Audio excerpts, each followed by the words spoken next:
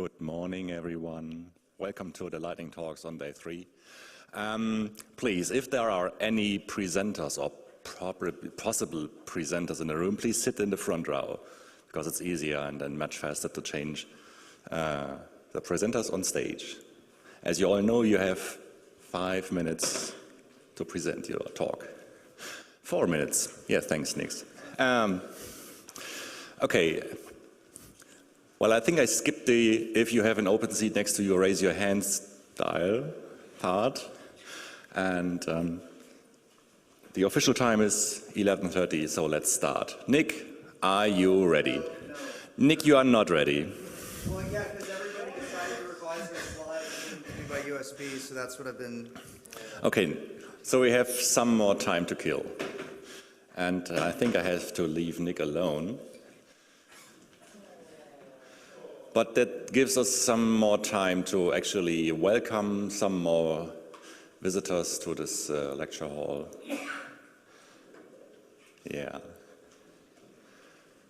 Unfortunately, we have microphones as well. Somebody of the speakers wanted to have it. Yes, we have one. Time for more coffee.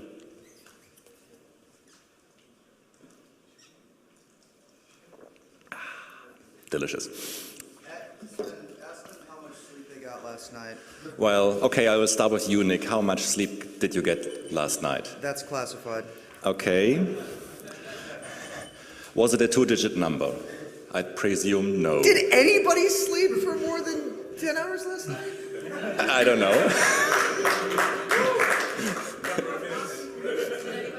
Okay. Wait, Sven. Even if they did, I apologize. Even if you guys did end up sleeping for more than 10 hours last night, would you admit it?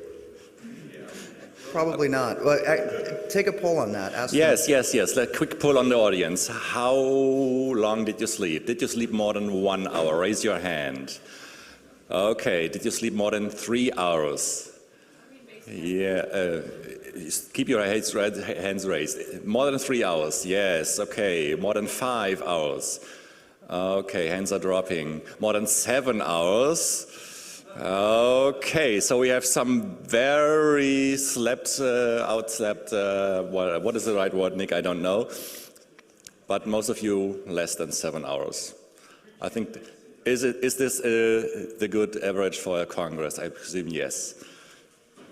Nick, how's it going? Status of your...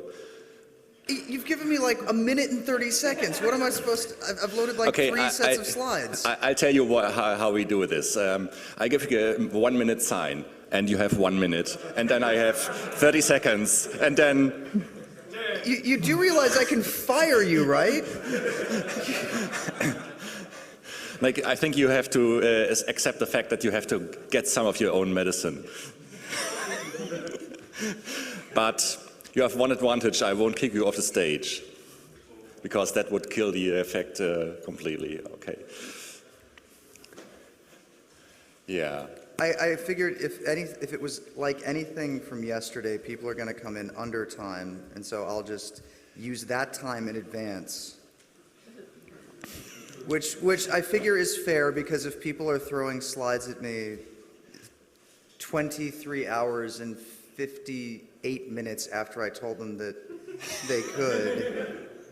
I think that's fair. It's just, I'll let that slide. The speakers will let me, setting things up a little late, slide. It all works out in the end, right?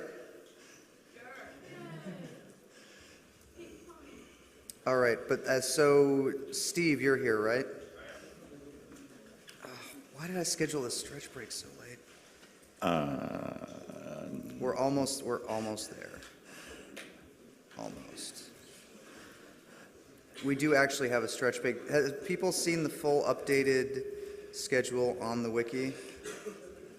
Actually, could we just go ahead and turn on the video to the laptop? If you turn on your auxiliary video output, then yes. No, it should be, because it's already there. Should be on? We try to fix it.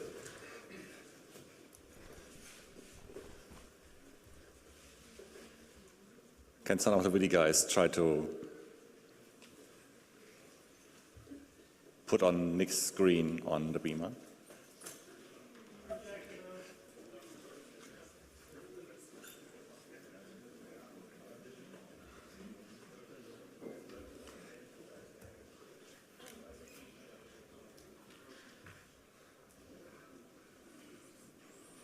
Might be a layer 8 problem.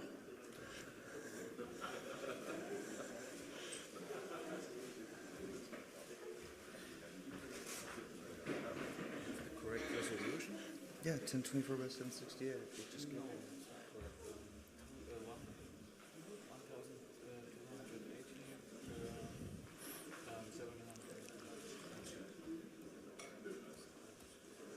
It was this resolution yesterday.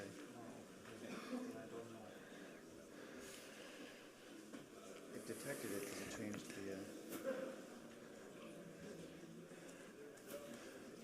Well, that sucks. All the preparation, all the kill time, and at the end, we come up with a problem. Too bad. I hate it. I'm sorry. Okay, could that be it?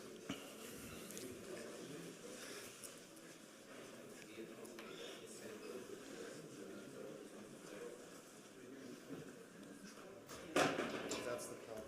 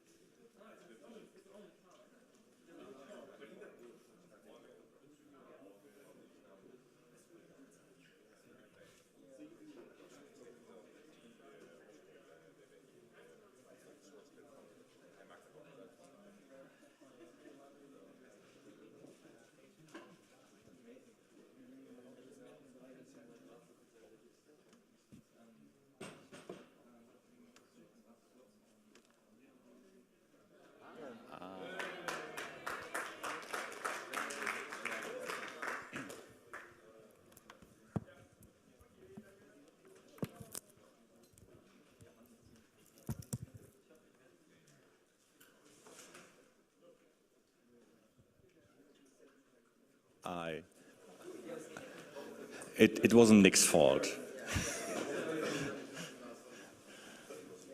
So I think you look prepared to the extent that you can be prepared for such an event. We need some more video. I hope it works again. Please have a round of applause for whoever made this possible. Maybe Nick Fowl.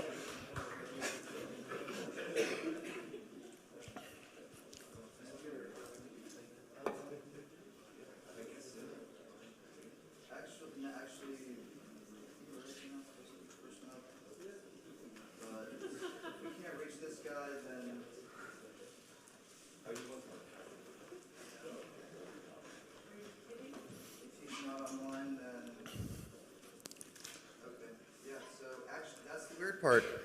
We're actually, in spite of all of this, we're actually going to start on time. So, and then I guess, unfortunately, Shackspace is not there, so. Oh, but I really wanted the peace missions to actually get in there.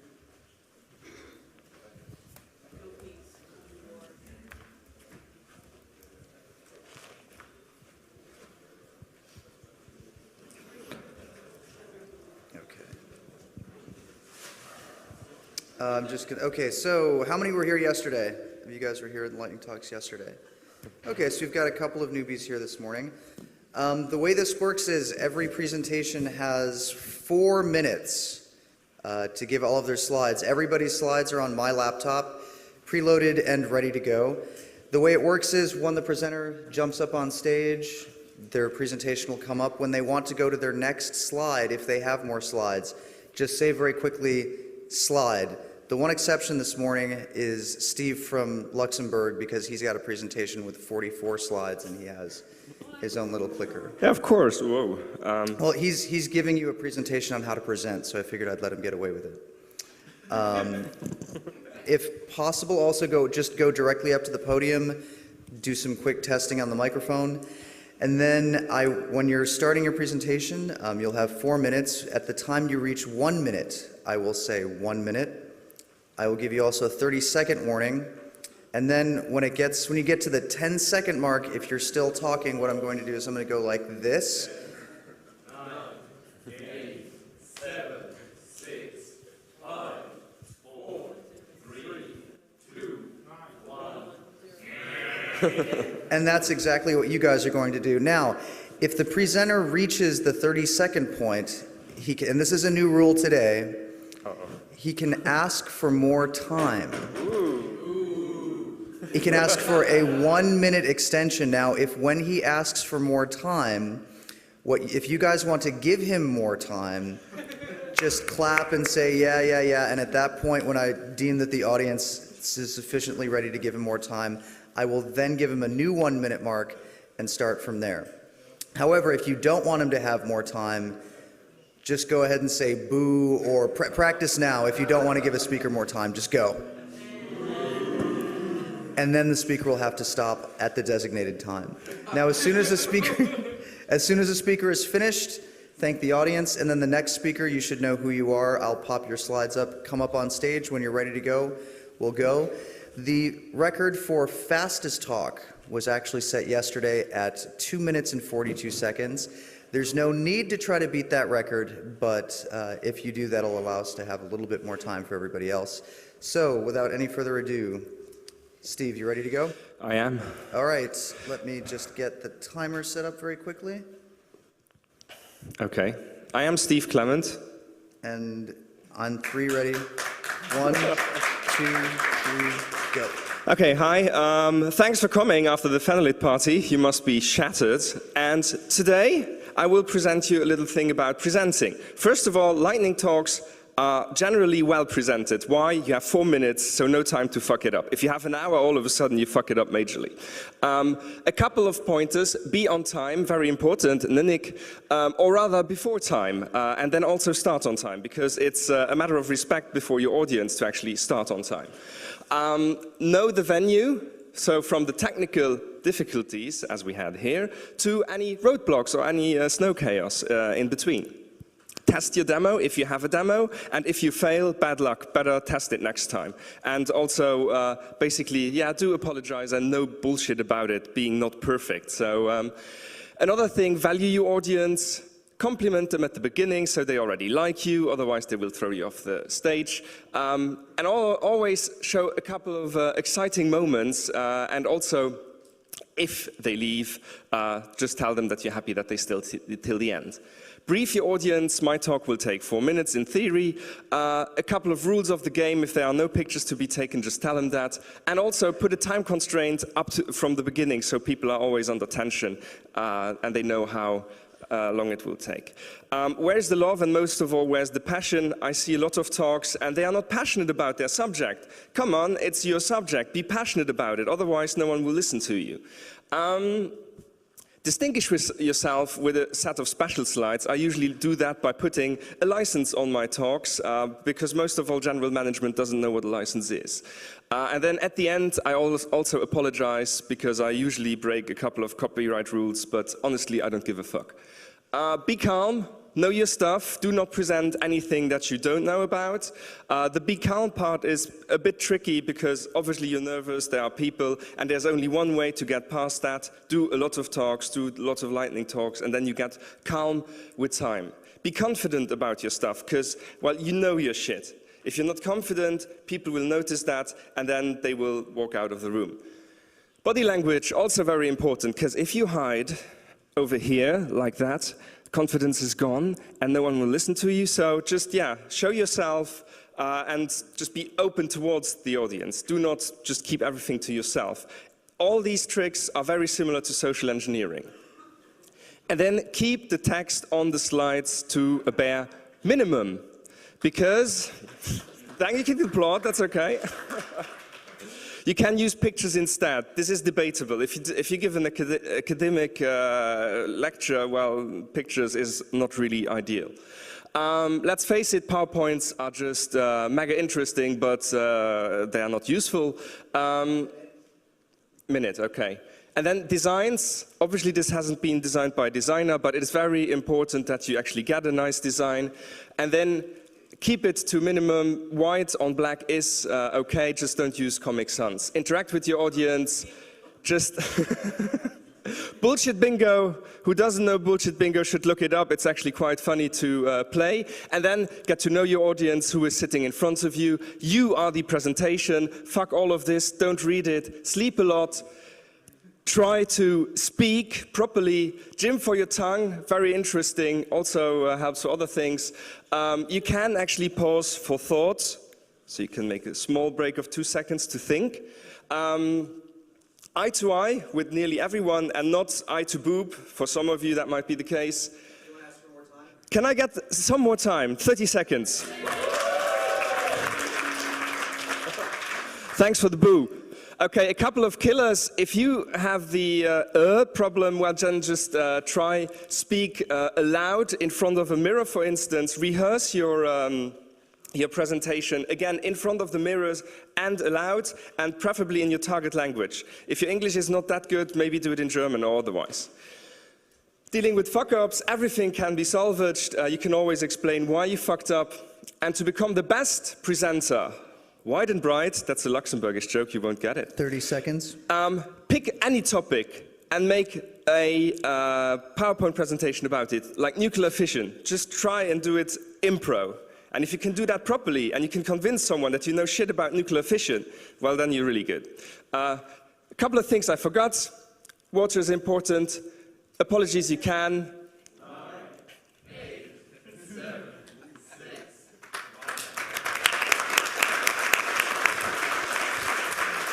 5. Thank you very much indeed. All right. Thank you, Steve. Yep. Give him another round of applause for being the first of the day and having so many slides. That was really cool. Okay, next up, Willow, you can go ahead and introduce yourself. And I think you're actually starting reasonably on time. So yeah, actually, that was great. You guys picked up on the more time rule, 10-9-8. And so I think in the interest of keeping us ahead of time, whenever you're ready, I will give you a 3, 2, 1 countdown, then you go. So 3, 2, 1. Okay, I'm Willow Brew. I'm from Jigsaw Renaissance in Seattle, Washington. It's a making and co-working space, co-working for people with dirty hands. And slide. Just slide, please. Perfect. Okay, so co-working, hacking, and making spaces, I think they're all hacking spaces. If hacking is the altering and toying with systems that other people take for granted, they're just different aspects of the same thing. Okay. In America, will you do slides again? Okay. Slide.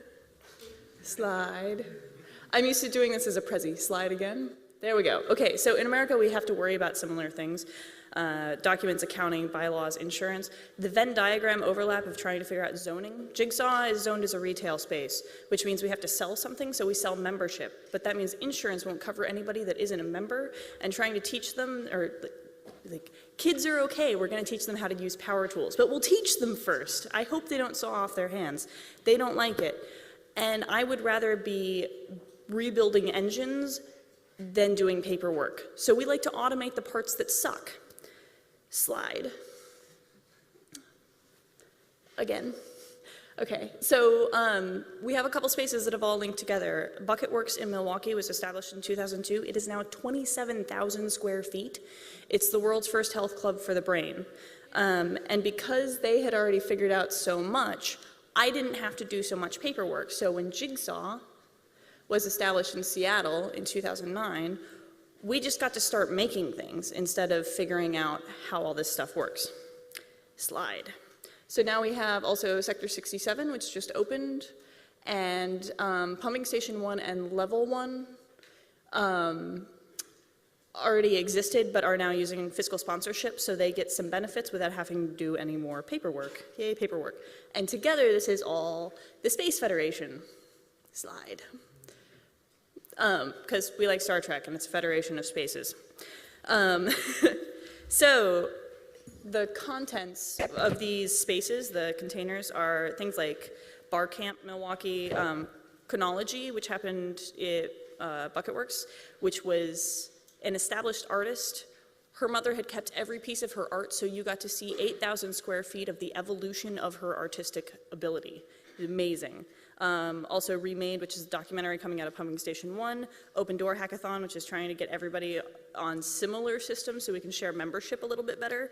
And something like Geeks Without Bounds, which is linking up hacker and maker communities to humanitarian organizations so they have better tools so they don't have to worry about what they're pressing and can just go actually 1 help minute. save lives. Thank you. So all this together, this is old slides, just leave it there. All this together is the School Factory. Why is it School Factory? Because we want schools to look like spaces like Seabase in 2025. This is where people go to learn things when they care about them. We want it to be intergenerational, we want it to be passion-based. People should like to learn, and our school system in America is really messed up, and rather than fix it, we're just gonna start something new and slowly take over. 30-second more time option. So if you want to, no, it's okay. If you want to get in touch with me about any of these, I'm willow@jigsawrenaissance.org, I'm willow@schoolfactory.org, or you can just find me on the internets as Willow Blue because of my hair. Thank you.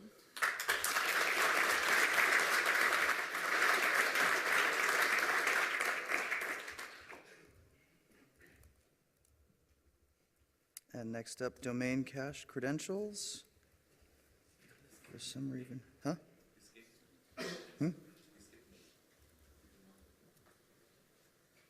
What was your? Oh, I did skip you. I apologize for that. No, I got excited. That was my fault. Okay. Yeah, I did skip Flock Scrape because of a last-minute slide substitution, I think. So yeah, Okay, Flock so shall I- Flock Scrape. Yeah, Shall I start, or Flock Scrape shall I and then, change? huh? should I change? No, do it. Okay, I'll do it. Oh, okay.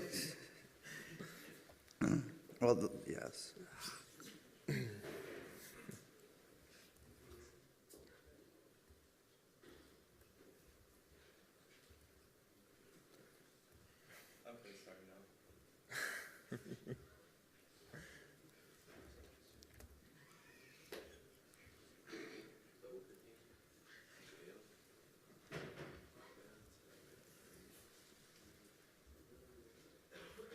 Okay, all right, now I think we're back on track. So- Okay, good morning, everybody.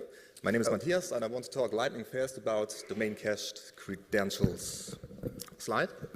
Domain cache credentials are password information that are locally stored on Windows hosts if your Windows host is a member of a Windows domain. Domain cache credentials are provided for two functionalities: system access when a domain controller is not available, and single sign-on. The typical use case is mobile Windows devices, for example, laptop systems. So you can log on to your laptop system even if you don't have a network connection to your domain controller. Currently, there are two different domain cache credential hash types, one for pre-Windows Vista operating systems and one for all Windows operating systems from Vista onwards, so Windows 7, Windows Server 2008. Slide. Okay. Of course, there are some configuration options for domain cache credentials. I just put this information on the slide for the sake of completeness. So you can disable caching completely. You can change the default setting of 10 cache domain credentials in the registry, or enable notifications if domain cache credentials are used for logon. Slide. Here are two DCC hash algorithms in use. The first one is the old DCC hash algorithm used for all operating systems pre-Windows Vista, and in the red box you can see the new one. The important part is that the new one is more expensive to calculate. You can see this at the iteration count. It's 10,240 rounds of HMAC SHA-1. Actually, the password-based key derivation function 2 is used. So yeah, things got more complicated. And the DCC2 hash actually is the first 128 bits of the output of the PKDF2. Slide. As password recovery has become a market, as of course commercial software for recovering these kind of hashes, I am currently aware of 4 software tools that can do this. Software tools by the usual suspects, Alcomsoft and Passcape. And now there's also a free open source software tool that can recover the new DCC hash type, namely John the Ripper with the MS Cache 2 patch. Slide. Here I've put some benchmarks on the slide from my laptop system. And the first benchmark is the old DCC hash format. Here you can see that the performance has dropped from about 44 million hashes per second down to 192 hashes per second. So things became very slow lately. Slide. So the conclusions are that the empire actually struck back. New domain cache credentials are 1 minute. Are a lot harder to calculate because the costs increase by order of several magnitudes to attack these hashes. Sequential brute force attacks will take ages for usual search spaces. So there is an old new hope. Intelligent password attacks, namely rule-based dictionary attacks, mask attacks, probabilistic attacks, and some new kind of attacks I don't know yet. Slide. 30-second more time And here you option. can find some information about domain cache credentials, the old hash type, the new hash type, and of course you can download the MS Cache 2 patch for John the Ripper. It's on the OpenWall wiki since a few days. Thank you very much.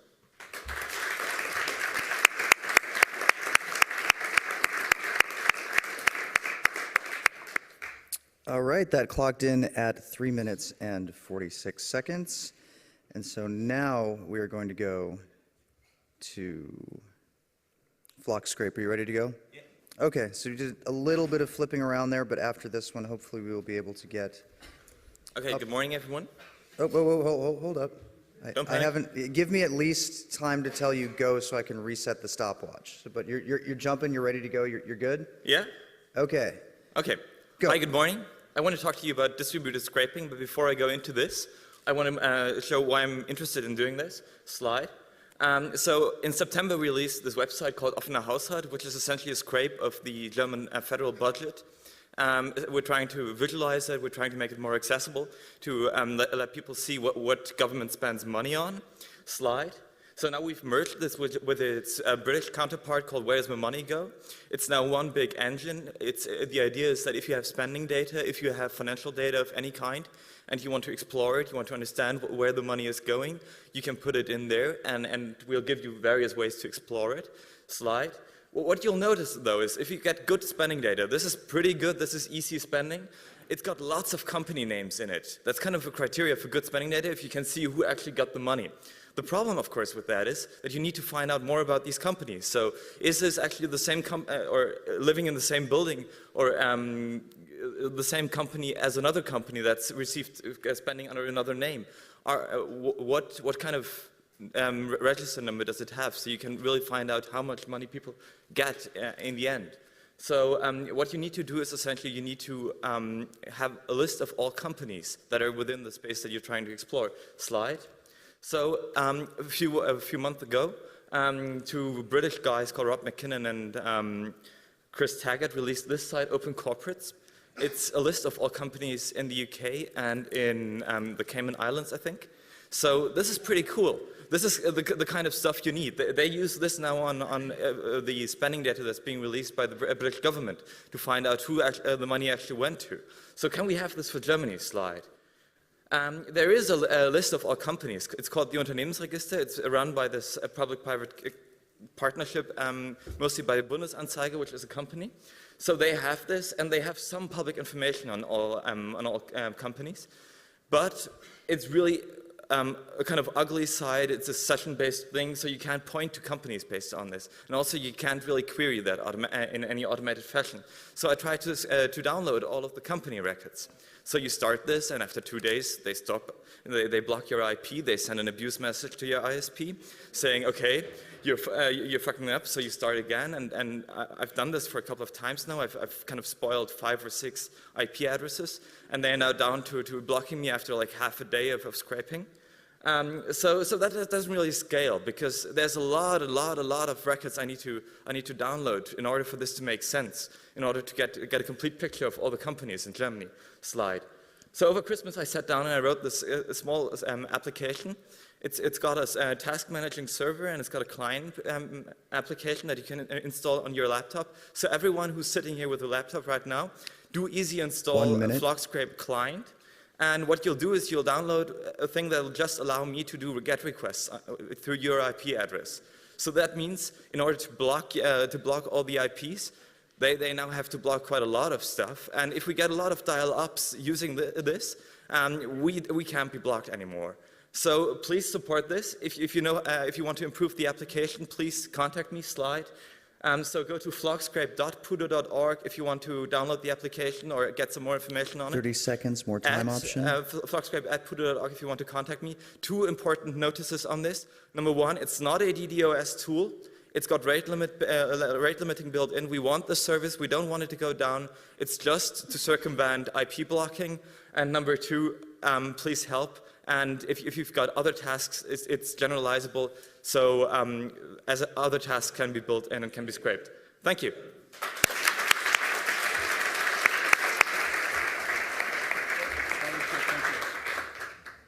Great.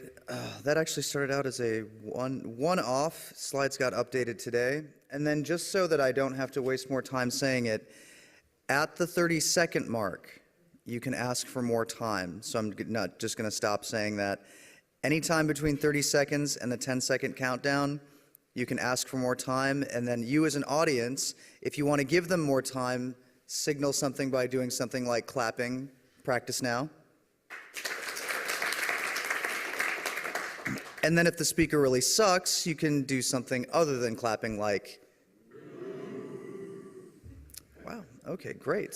So now that we're running 5 minutes behind, Frantis, and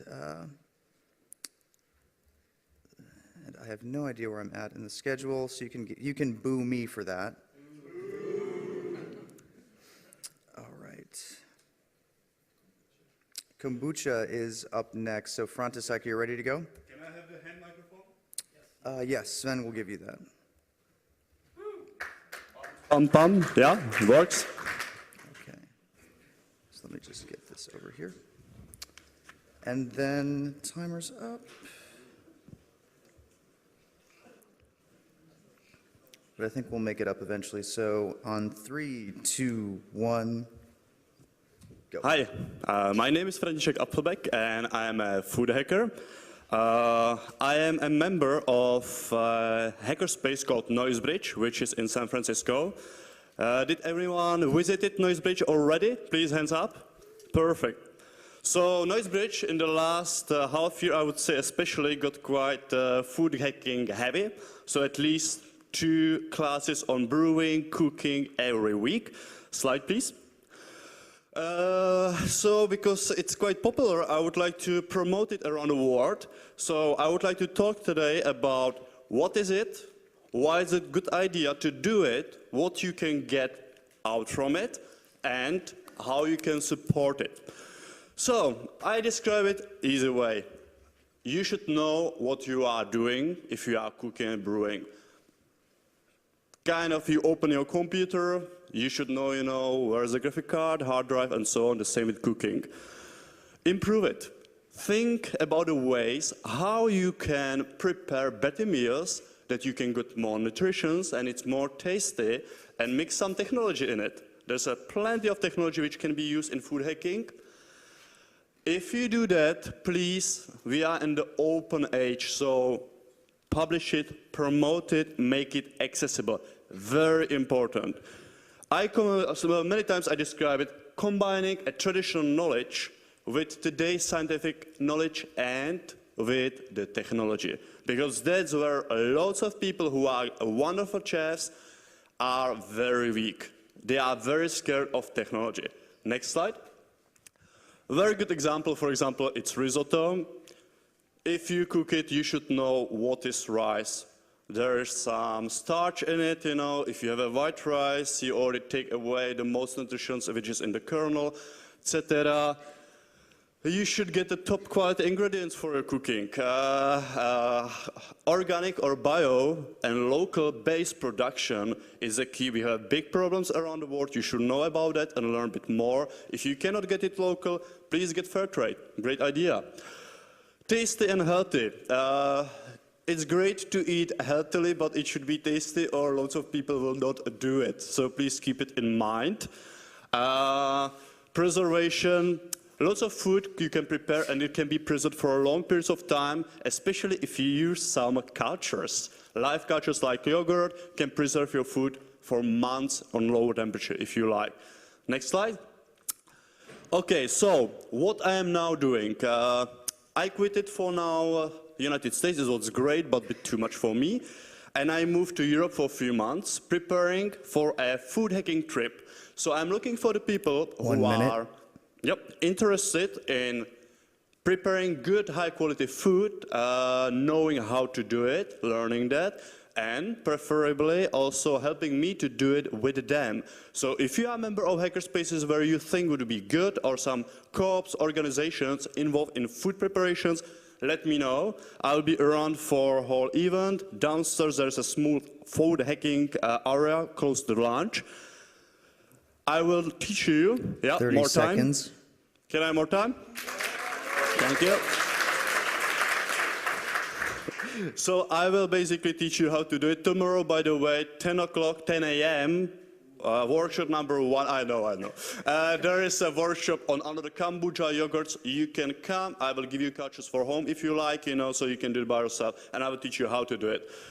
I'm also collecting by this hacker tour, which will be in the next 2-3 months, money to go to Japan, which is great about food hacking, and I would like to improve my skills of fermentation especially. I'm fermenting a lot. Next slide, last one.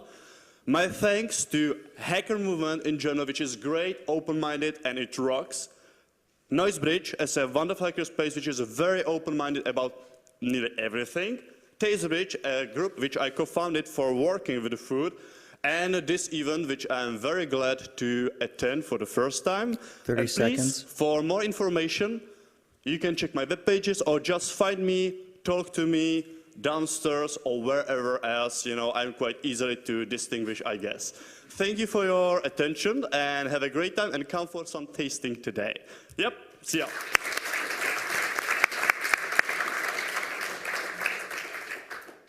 Excellent. So, all right, now I think we're back on schedule a little bit. Slightly behind, but Bernard, are you ready to go? Okay, it's ready. On 3, 2, 1, go.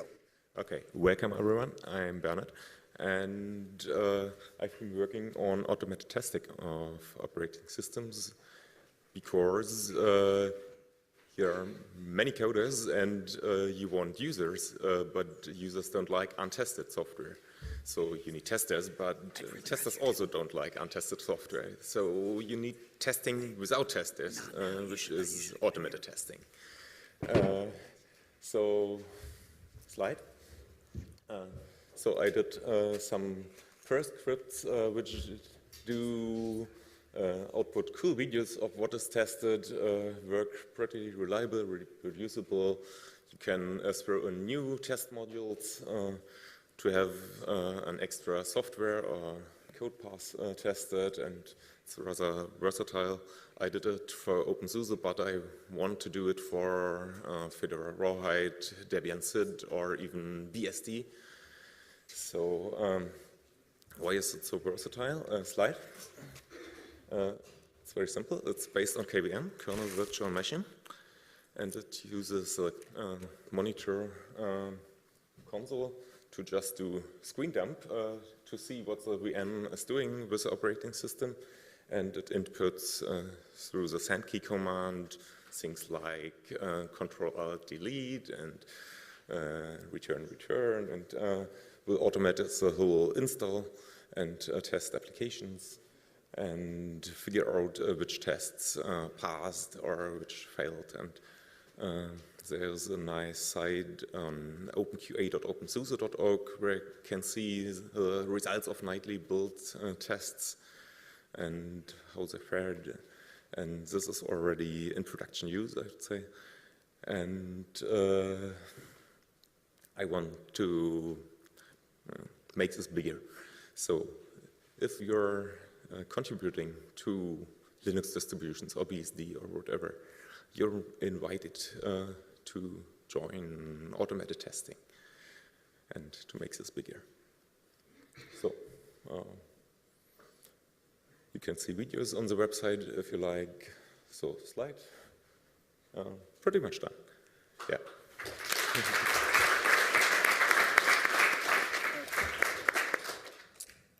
And I think that's a new record at 2 minutes and 29 seconds. So give him a round of applause for that. All right, just another quick note. When you want to go to your next slide, just say slide. All you have to do. The one exception we made was for Steve, and we arranged that ahead of time. If you're going to do a lightning talk tomorrow and you would like some kind of arrangement or something beyond the standard, the time to talk to me about it is not when the speaker before you is giving their 4-minute lightning talk. The time to talk to me about it is earlier in the presentation or mention something in your email. And yes, we do have 2 or 3 spaces open for lightning talks. And lightning talks are granted first in order of correctly submitted lightning talks. If you send me everything you need except your slides, I will send you back an email saying, I need your slides.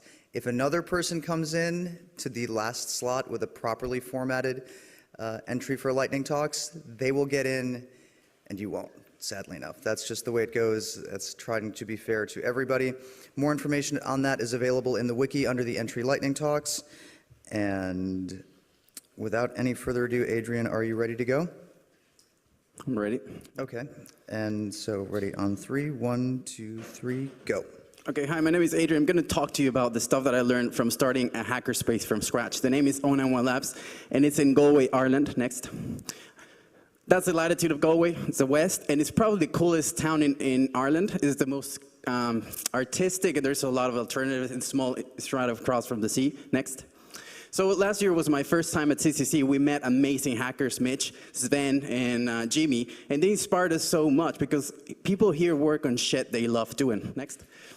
So it's interestingly enough, like around the world, hackerspaces are exponentially growing. So you can see from 2004 to 2010, it's just 8-fold, which is amazing. Next. So we came back to Galway from Berlin. And this guy, we were searching the web, and this guy mentioned, hey, I would like to start a hackerspace in Galway. We thought, oh, that's kind of a big coincidence. So we went to meet this guy. So it was next. It was a few of us just in a coffee shop first, right? Thinking about, okay, well, how are we going to get this space rolling? And then a few weeks after, Mitch Altman from Noisebridge came to Dublin, and he gave an amazing workshop on electronics, and we learned loads from him. He was sharing so much about Noisebridge and his experiences. Next. And probably it was 3 months after that we actually got the space. This is an actual building. It was meant to be a retail store. So instead of selling shit, you have hackers in that space. Next. And so as you can see, it's a huge 2,000 square meter space, and it's a wide canvas. It's very close from town, so it's the possibilities of doing amazing things here. It's quite great. Next. So this was our first meetup. We were thinking about, okay, what's the stuff we're going to do in this space, what type of people we're going to bring in, how much money we need, and so on and so forth. Next, then I went into the bathroom and I found this, 404 not found. So I was like, that's a really weird way to 404. It's like, I thought it was a kind of creative thing. That has nothing to do. I just took a photo of it and thought it was kind of cool. Next. So this is our first soldering workshop. It's just a few of us. The space, as you can see, is core and shell. Next. And the other cool event we had was Sugru. Sugru is like this silicon-based substance that you can hack things better with it. Like say, if your cell phone is fucked up, you can make up an alternative button with Sugru. Next, also, let me just, can you go back? The other interesting thing was there's kids at the space. I thought it was kind of amazing bringing kids. Next, this guy, he's a carpenter. And he basically managed to do that huge bench. And in return, someone taught him how to code. So it's like skill SWAT completely. That was pretty cool. Next. So next thing, we had this event called Ignite. And we managed to get like €1,000 into the space. We got 100 people in a huge diverse of topics and kind of the same format as this. Next. And this, as you can see, we had a really cool setup. We had beanbags and there was 100 people in this space, so it was kind of very loungy. Next. So the other interesting thing was that we managed to portray the projects we were working on when we brought all those people in. And this is kind of a visualization we created. Basically, we mapped out the people who were in the room and how they were related to each other. This is kind of a Facebook map out. Next. And the other graph, this is kind of the project we're working on. We created this visualization of people. So we told people, hey, would you like to find your clone of people who is around you? So we created that graph and find the clones around. So it was kind of fun and engaging thing to show people the project we're working on. Next. So really, the thing that I just want to say, how community is such an important thing. And I just didn't really get it until starting the Hackerspace. In diversity, it's just so important. So can I have more time?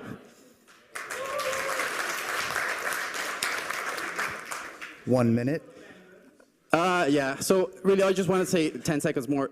Really, you guys are in Europe, you can get a Ryanair flight. So you want to go and create like an amazing workshop or get more people more involved in your projects, talk to me. My email is adrian@091labs.com, or just come and talk to me, because really looking, if you want to do a tour on food, on whatnot, come over to Galway. Thanks.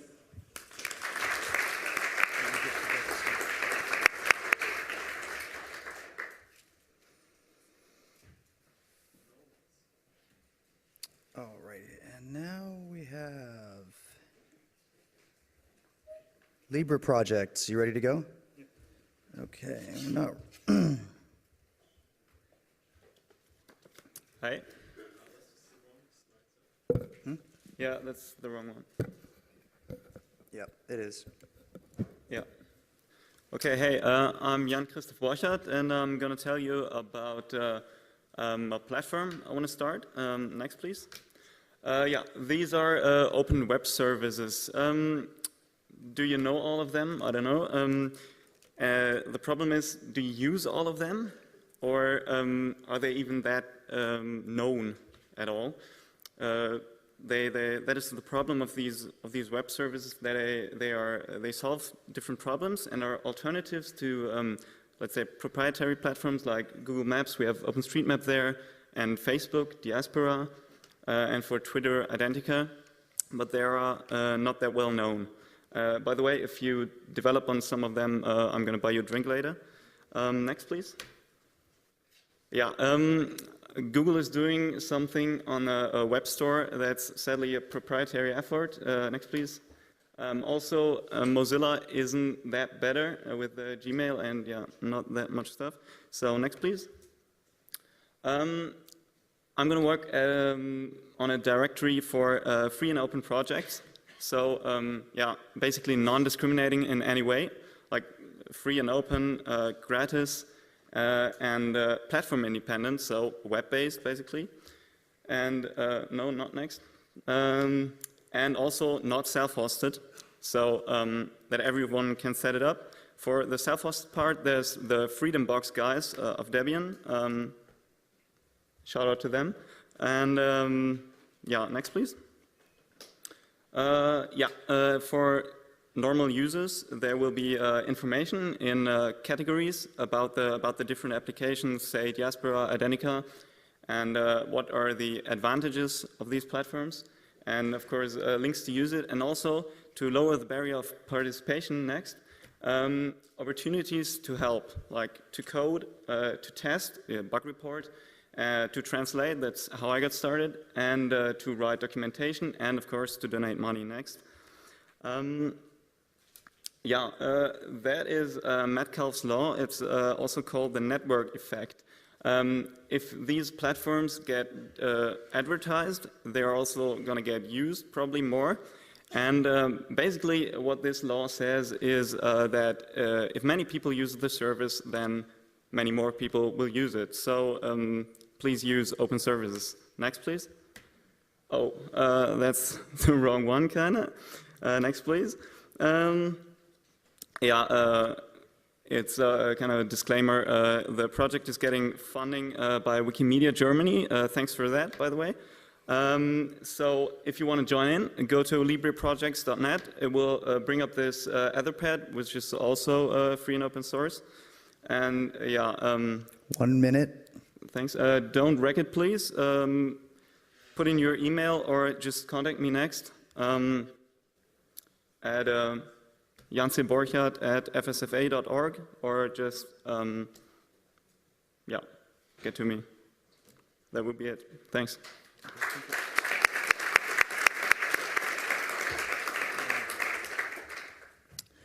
That came in at 3 minutes and 23 seconds.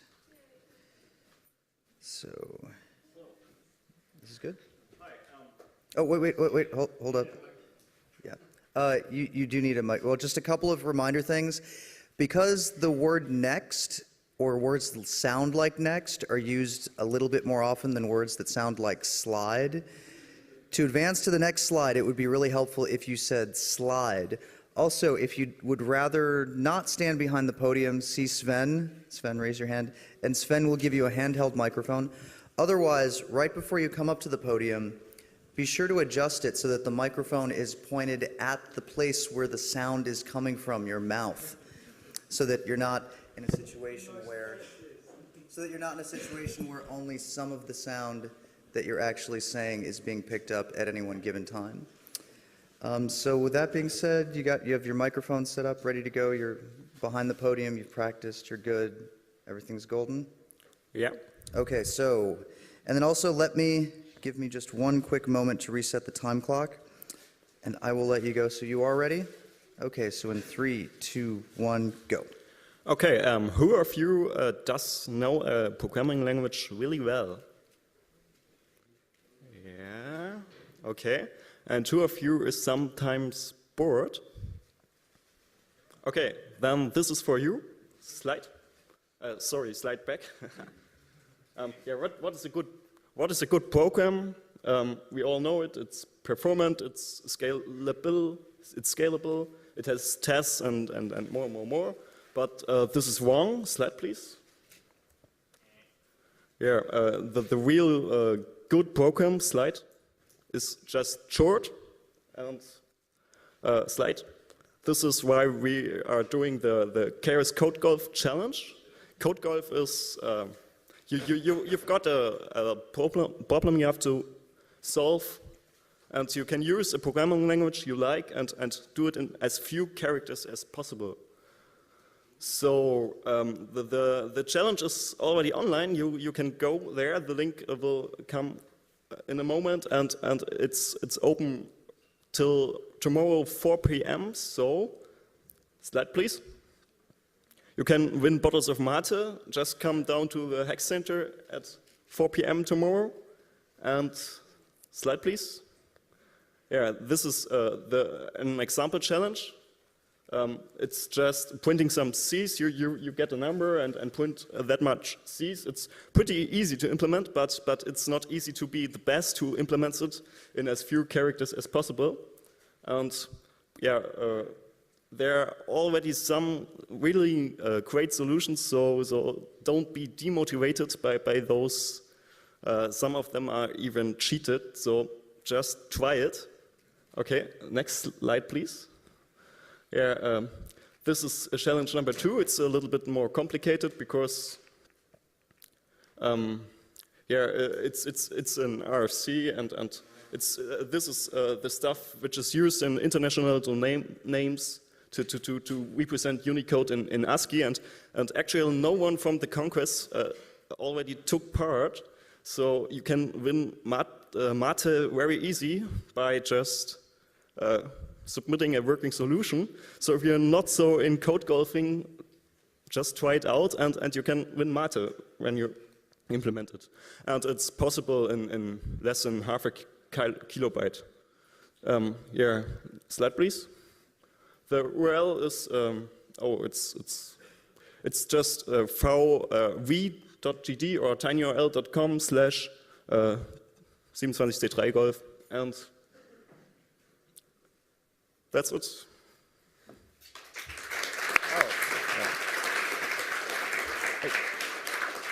Well, actually, if you did have something else to mention, you do have another minute if you wanted to talk. You're good? Okay. Moving right along. Another thing, since we are short on time and I don't have time to ask every presenter the exact pronunciation of their name, don't forget to introduce yourself when you're on stage. And also, just another quick reminder, if you want more time, you can ask for more time from the audience between the 1 minute warning and, between the 1 minute warning and the 10-second warning. But after the 10-second warning, if you ask for more time, it may be difficult to get that. So if you ask for more time and the audience wants to give it to you, they will do. And if you've been giving the audience something that they don't like and they don't want to grant you more time, they will do something like. So with that being said, are you ready to go? Okay, also don't forget to adjust your microphone before you go. And if you need to look at the screen to see what your slides are, do it in such a way so that your microphone is still pointed at your mouth. Don't do something like this where you're looking at the screen and then going to the microphone and looking at the screen and going at the microphone, because that is annoying to the audience and even more annoying to the folks who are watching the streams at home. So now, with all of those pro tips covered, in 3, 2, 1, go. Hello, I'm Kirill Salvyovs from the University of Latvia. I'm a master's student and I had a master thesis on Skype. And I did end up changing the subject, so that's one reason why I'm making this presentation. Slide, please. So, who has used Skype here for communication, actually? Raise a hand. And who is still using it? Okay, most of you. Cool. So, I'm not using it anymore for communication, though I would still like to do some experiments. And even though this presentation is about Skype, it can be applied to basically any closed source software research you might be doing, most of the parts. Slide, please. So these are reasons why some would like to explore software. And I'd like to see results come live. And so far, all Skype research, mostly, since the silver needle in Skype, has gone somewhere. So people announce it and don't present. And I think I know why. Slide, please. So what actually happens as soon as Skype finds out that you have a research, slide please, is that you get a sexy blonde girl next day at your door requiring signature for a letter of something like "stop doing that." So these slides will be online later, so you can read all here. Slide please. And they actually require you to sign this. So this is not what I wrote. They give you a paper, something like NDA, but it doesn't have to do much with NDA. So basically, I didn't sign this, and in case you get one of those, I wouldn't recommend to sign them too. Again, this will be online later. Slide, please. So what to do when you get those? Here are some points. If you have a lawyer, that's cool. If you don't, well, you're not fucked, but you'll on your own, kind of. And if you signed for receiving the letter, please make sure that you don't just put it in the drawer. It will end badly. So you should actually reply to that. And a good reply would be, I'm not intending to do anything illegal, and that's it. So you send that out and see what they do next. So don't sign stuff. Next slide, please. They might react to your letter asking faster channels of communication like email, telephone calls, and so on. I would not recommend going there because in most jurisdictions, you can only go to court later and prove that they did something wrong if you have actually written stuff where they have their signatures. So always try to keep to written communication by post, actually. Slide, please. And here are some general tips on how to deal with such situations. So as I already mentioned, you communicate only in writing. Slide, please. And you answer to the inquiries. If they ask you something, here's a question, you answer. How to do that? So slide, please. Or you can also opt to not answer if you have a good reason, like some of these. 1 minute. You, of course, can also try the last part by approach, like making fun of them, but then, of course, you're going to go to court. And if you're sure that you're right, it's not a problem, in case you enjoy going to court. So you can try that. Slide, please. You should always inform them upon the first letter which jurisdiction you think you're in. So if you have disagreement on that, it might 30 turn out seconds. important later. Can I ask for a minute more? Always inform on jurisdiction. It may come up later. Slide, please. And be proactive, so attack them actually. Here are some points what to do. You can start a separate communication, a new letter sent to them, actually saying what you think they're doing wrong, which rights are they interfering with, and so on. But don't try to accuse them anything if they haven't done anything bad. It's illegal. Okay, next slide. You can also contact the Bar Association, which is like a body of lawyers in that country, and complain. Slide, please. And you can complain to Data Protection Agency. For example, I have no idea still where they got my address from. Slide, please. Here are parties I was in communication during this with. So Skype people are sorted in order of increasing nastiness in communication. So the first guy is actually quite a good guy. In case you get to talk with Adrian Asher, just hang up, just don't talk to him. He's Chief Information Security Officer at Skype. He doesn't know anything about the code, so he's no use to you. Okay, slide please. Solutions for WIMPs, how to actually, like a summary, is here. Work alone, don't talk to Skype, and so on. And slide please. And this is solutions for heroes. Slide please. URL has a presentation.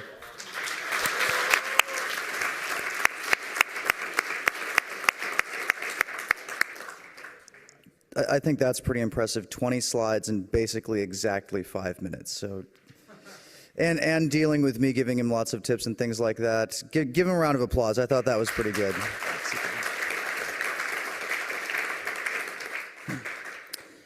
Okay.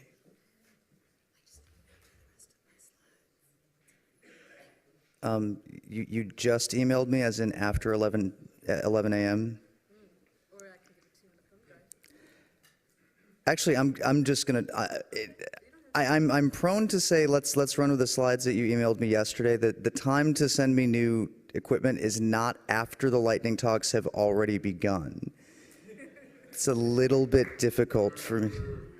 So let's throw this one out to the audience. Should I make her run with the slides that she sent me about 8 hours ago? Oh, the audience has spoken. You're gonna have to run with it. Sorry.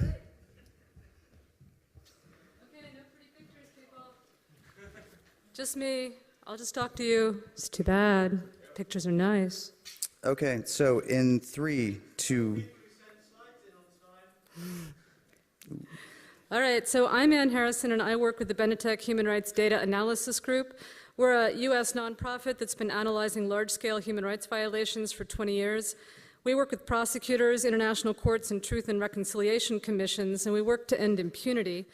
With all the debate about WikiLeaks, it's important to remember that previously secret government documents sometimes provide key evidence needed to hold national leaders and security forces accountable for human rights violations. Careful analysis is essential to make sure this evidence holds up in court. We use open source tools such as the R statistical software and statistical techniques like multiple systems estimation. We analyze large data sets to accurately estimate how many people were killed or disappeared in a given conflict, how many were never counted, and who is responsible for these crimes. This year, we reviewed analysis done by the Iraq Body Count Project on civilian casualties in Iraq. This data was collected from press reports and administrative records. They compared their data to civilian Iraqi deaths documented in the WikiLeaks Significant Acts or SIGACTS database. The Iraq body count found considerable overlap between the two data sets. Based on their comparison, our analysts used multiple systems estimation to calculate that an additional 6,000 civilian deaths were likely undocumented by both sources. This year, we also analyzed data from the Guatemalan National Police Archive, which was discovered in 2005 in a former munitions warehouse in Guatemala City. It contains an estimated 31 million documents. It's the largest known human rights archive in the Americas. At the invitation of the Guatemalan government, we developed a system to sample and analyze these records. 3 teams of archivists now work around the clock to sample, clean, and scan these documents and back them up to servers outside the country. Our analysis was recently used to prosecute 2 former Guatemalan police officers for the 1984 disappearance of labor activist Edgar Fernando Garcia. Garcia was one of an estimated 40,000 Guatemalans who disappeared during the country's 36 years of armed internal conflict. We calculated the percentage of documents known by different police units. We supported the prosecution's argument that high-level officers were involved in Garcia's disappearance. In October, both officers were found guilty and sentenced to 40 years in prison apiece. The verdicts established forced disappearance as a crime in Guatemala and has led to the investigation of high-ranking officers, and that investigation is ongoing. This year in Africa, we also released analysis of a cache of prison records generated by the former state security force in Chad, the DDS, the Documentation and Security Directorate. Our analysis showed that former Chadian President Hissine Habre was well informed of the hundreds of prison deaths that occurred during his regime. These files were discovered by Human Rights Watch at an abandoned DDS headquarters, and they contain detailed accounts of the interrogation, movement, and deaths of prisoners, as well as information on the internal functioning of the DDS. More? Thank you. Habre has been accused of killing and systematically torturing thousands of political opponents. Representatives from the EU, the African Union, Chad, and other countries agreed last month to finance Habre's trial. Prosecutors can use this analysis to show Habre's personal responsibility for the prison deaths. And this month marks 20 years since prisoners were released from Habre's jails. We encourage more extensive sharing of available human rights data. Our local NGO and human rights partners often place themselves at great risk to gather this kind of information. Our analysts strive for meticulous objectivity and academic rigor that persuades relevant parties to talk about human rights in ways that impact the political process. Please visit our website, that's hrdag.org, to read more about our projects or to help fund our work. Thank you very much.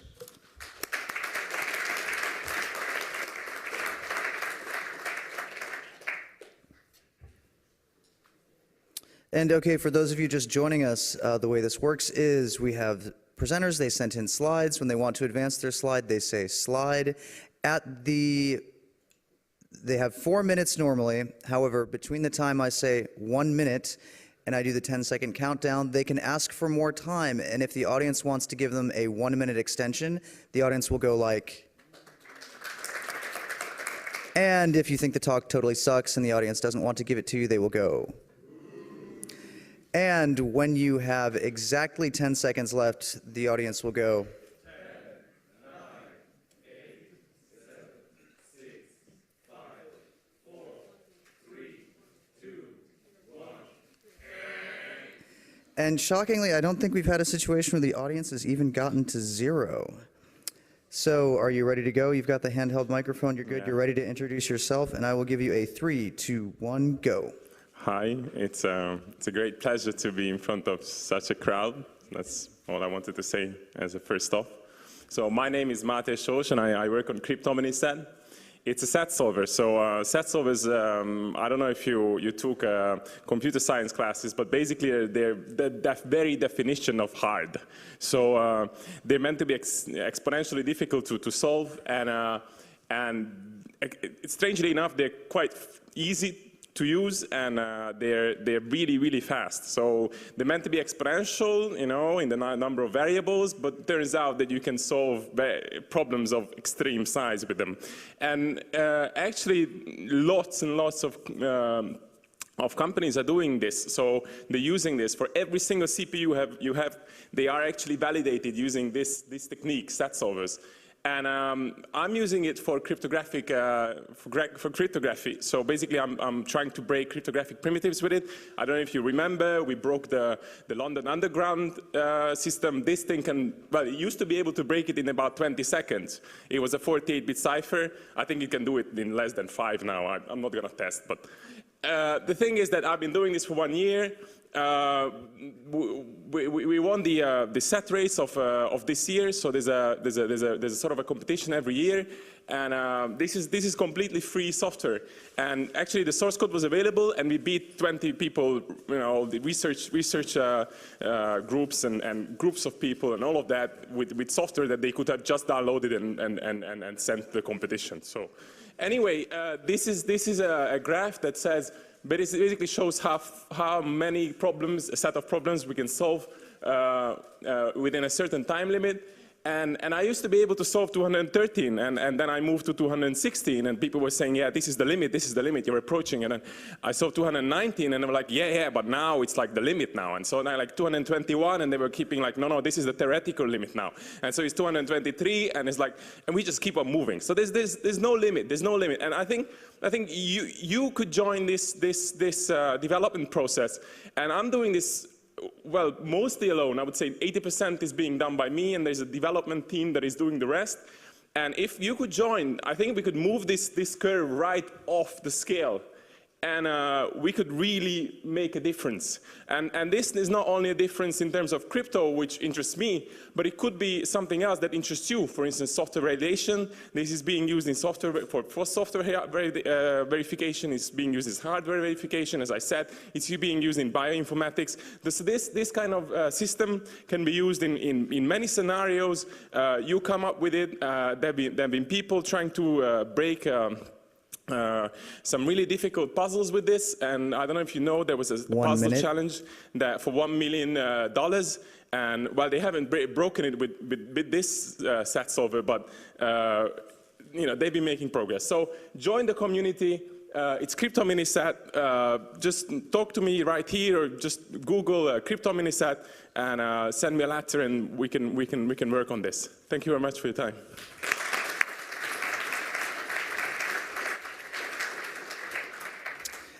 And with that, we are going to take a quick 10-minute stretch break, so be back here at 12:50 while we load up the next slides, and so we don't have... Yeah, get up, get up.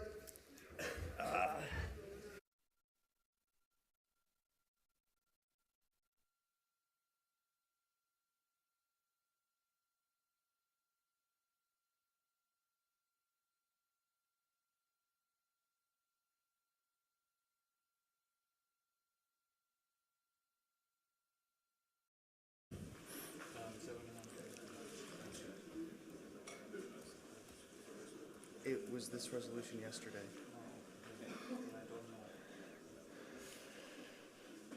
It detected it because it changed the...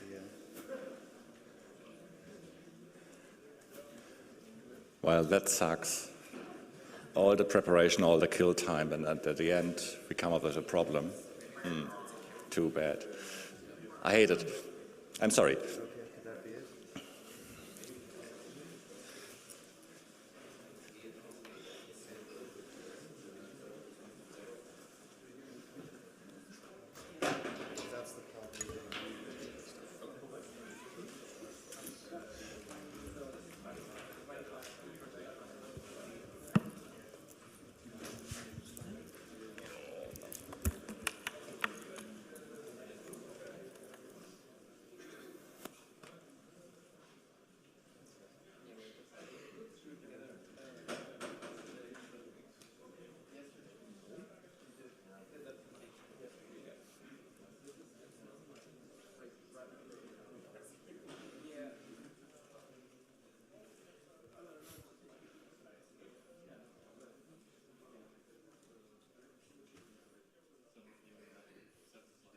Yes, we have one.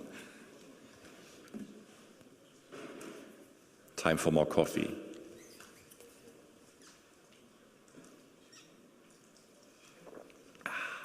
Delicious. Ask them how much sleep they got last night. Well, okay, I will start with you, Nick. How much sleep did you get last night? That's classified. Okay. Was it a two-digit number? I presume no. Did anybody sleep for more than 10 hours last night? I don't know.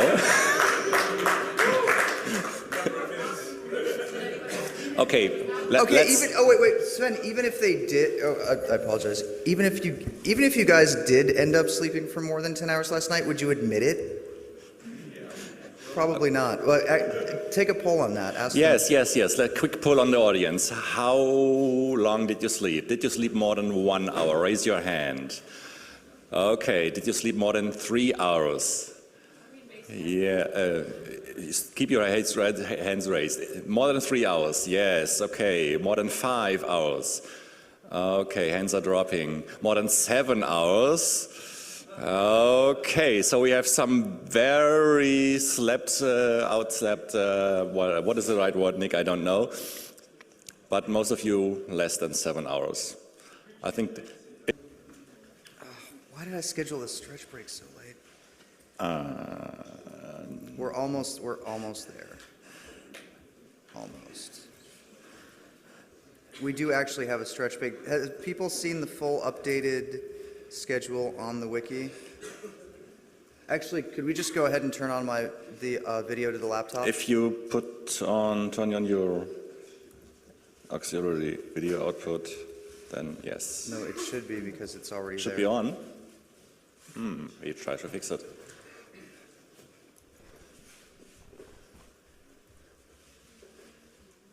Can some of the video guys try to put on Nick's screen on the beamer?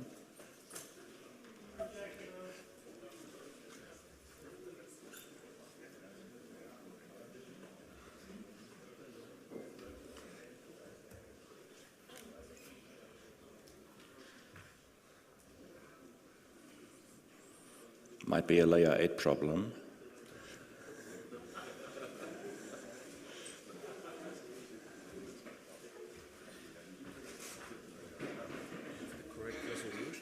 Yeah, 1024 by 768. If we just go.